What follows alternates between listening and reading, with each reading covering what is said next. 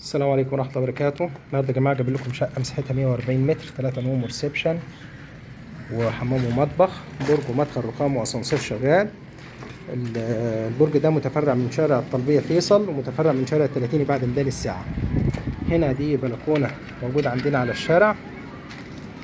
البرج ده ناصية كله على الشارع، مفيش عندنا حاجة جرحانة خالص اهو زي ما حضراتكم كده شايفين. هنا ده مساحة الريسبشن. الريسبشن ده كله كده موجود عندنا على الشارع، شبابيك وبلكونات. نكمل. دي عندنا هنا الطرق الداخلية.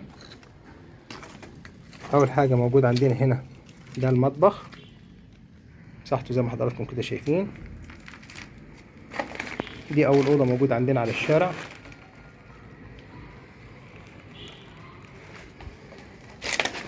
دي تاني أوضة موجودة عندنا برضو على الشارع.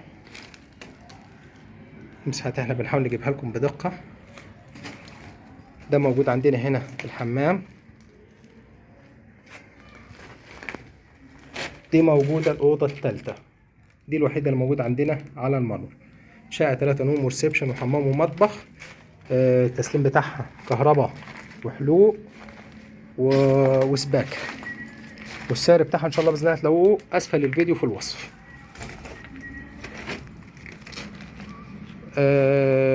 هنا البرج طبعا الشقه دي في الدور ال11 والبرج 12 دور، اسانسيره شغال. الشقه دي متفرعه من شارع التلاتيني بعد ميدان الساعه، ومتفرعه من شارع الشيخ ريحاني في نفس الوقت. مواصلاتنا للجيزه للمترو قريبه جدا جدا فوق ما تتخيلوا. السلام عليكم ورحمه الله وبركاته.